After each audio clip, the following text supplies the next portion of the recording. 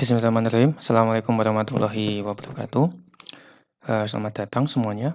Oke, pada video ini saya akan menjelaskan tentang bagaimana cara atau tahapan untuk memasukkan DOI atau Digital Object Identifier dari daftar pustaka atau referensi pada suatu artikel atau paper dengan cepat ya, dengan mudah. Nah, tools yang akan kita pergunakan adalah ini ya, simple text query dari Crossref. Jadi, ini adalah aplikasi online yang disediakan oleh Crossref untuk, mengecek atau untuk, mengetahui TOI dari suatu referensi yang digunakan. Oke, di depan kita sudah ada satu dokumen sebagai sampel atau sebagai contoh yang memiliki referensi. Kita akan coba masukkan DOI atau alamat, URL DOI dari referensinya. Oke, yang pertama kita perlu, copy ya, kita perlu meng-copy misal 4 buah referensi yang pertama ini akan saya copy. Syarat, suatu artikel itu bisa dicek DOI-nya di simple text query dari Crossref ini adalah, eee, referensi ini harus memiliki DOI di jurnal terbitannya. Jadi harus diaktifkan DOI dari jurnal terbitan. Harus deposit, metadata dari artikel ini ke Crossref ya untuk mendapatkan DOI.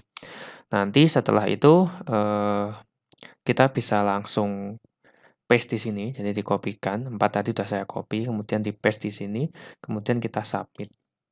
Setelah diklik submit, kita tunggu sebentar, maka, halaman ini akan memberikan hasil. Ini artikel yang pertama memiliki DOI yang ada di bawahnya, dashboard-nya. Nah, DOI ini kita bisa cocokkan dengan DOI yang sudah di-input oleh author. Kemudian dari sini nanti kita bisa copy ya, kita copy seperti ini, kemudian kita masukkan ke sini. Ya, kita akan ganti DOI yang sudah dari author, kita ganti dengan DOI yang baru seperti ini. Kemudian kita tinggal copy aja. Jadi yang berwarna biru ini kita copy, lalu kita ke referensi nomor 2, kemudian kita inputkan menggunakan insert, kemudian hyperlink, kemudian kita inputkan seperti ini. Begitu juga dengan yang nomor 3, kita copy, kemudian kita ganti DOI-nya. Kita ke insert, hyperlink, kemudian dipilih yang existing file or web page, kemudian kita paste di sini. Jadi memang kalau kita memasukkan DOI-nya atau alamat URL DOI-nya secara komplit atau lengkap, itu nanti si author atau pembaca, reader yang membaca artikel terbitan itu bisa jauh lebih mudah untuk, menemukan, referensinya itu berasal. Selain itu juga, metode ini sangat bermanfaat ketika kita ingin memperbaiki, artikel yang belum lengkap DOI-nya.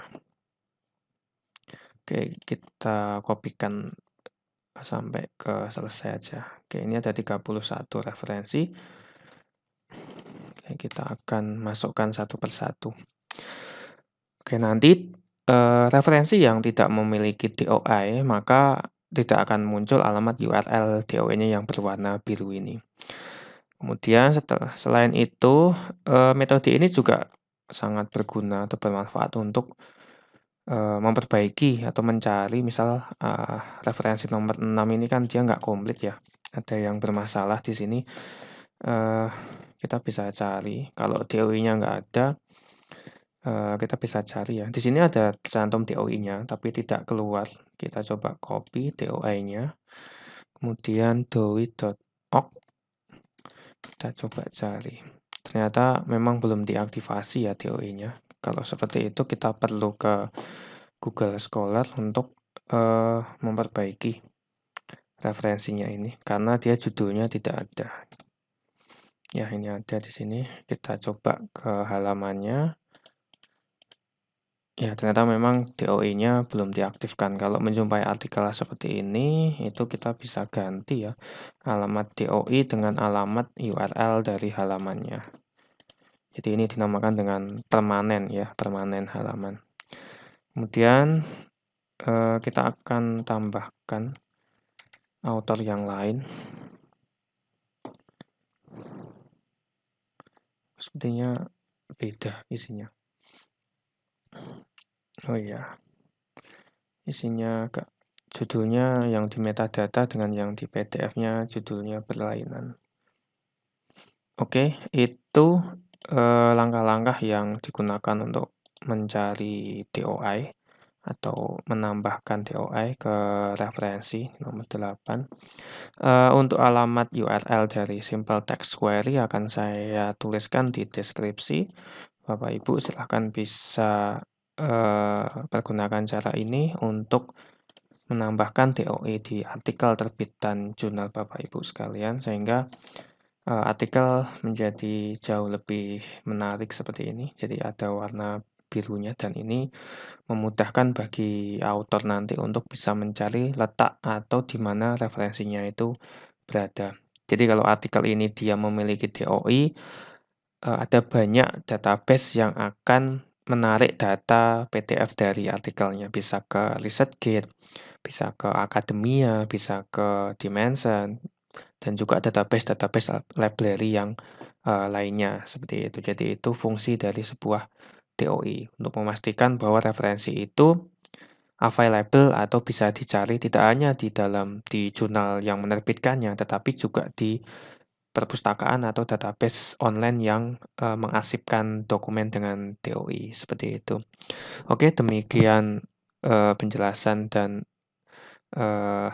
materi dari saya. Kurang lebihnya saya mohon maaf. Semoga bisa bermanfaat.